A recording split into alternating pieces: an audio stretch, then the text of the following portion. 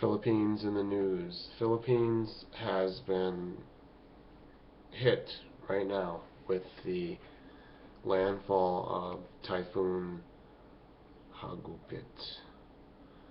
It is a hurricane, otherwise known as that. A tropical storm system with sustained winds of 190 miles per hour just in the last few days. Sustained winds 150 to 160 stable, gusting much higher. This is huge saturation of rain. I am looking at the map right now. I use wonderground.com. The Wonder Map is an awesome resource tool, but the reports coming in that it's entering Cebu province, and the town of Dolores is in the center. So if you take a look at the map or Google Earth, it is occurring at this moment. So that's the timing of things. Most people are entering into the day on Saturday. The North America is into the very middle of the day Saturday. So actually, according to the international dateline, it is Sunday over there, time zone wise, in the Philippines. So I am looking at this. I'll just give you a view with the webcam really quick. I'll bring it over. I know this is not very high tech, but here you have the Philippines right here, and the satellite imagery is going to load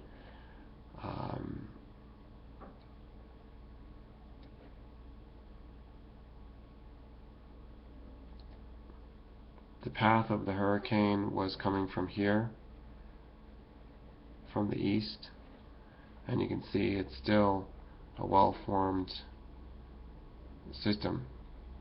So where it is right now, it is category 3. Wind speeds, okay, they're saying are averaging 125. Gusts are 155. But these are average estimates. They're changing all the time.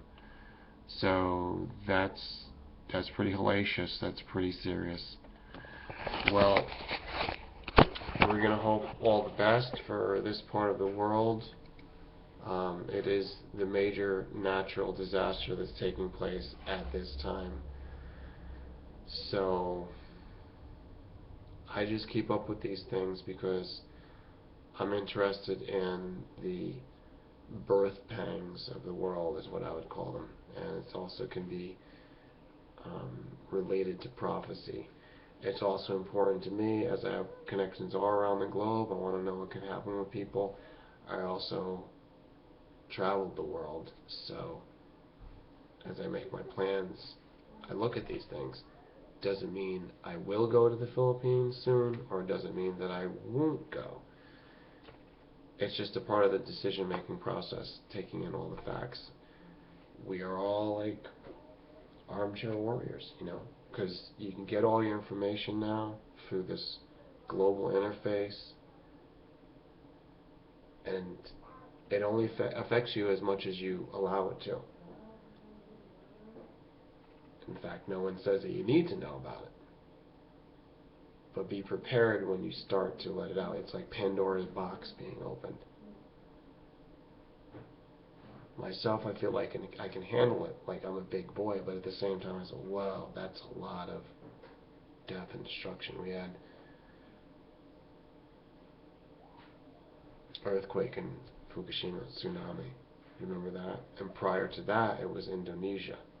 On the other side, well, not on the other side, like just around the corner, Southeast Asia, Indian Ocean. That was over 10 years ago now, I think, and that was how many hundreds of thousands of people and villages wiped out? Towns decimated? So while I say I'm big, I'm mature, I'm an adult, I can handle this, at the same time, it is overwhelming when you try to take it in. Now, in conclusion, I just want to throw this at you. I got a comment on my other Philippines hurricane typhoon video. The person was saying that this was weather modification by the American military, U.S. military, and that they are trying to get Asian gold. First of all, Asian gold was already stolen. Asian gold, I know the general locations of. As far as, sure, everybody wants to take gold. I mean, Germany's not getting their gold.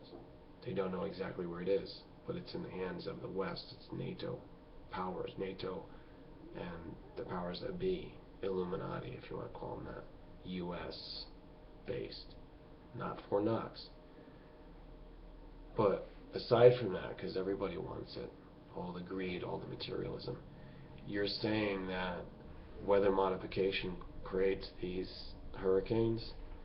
I'm not so sure that's really giving the military a lot of credit, really giving them a lot of capability that they might not have.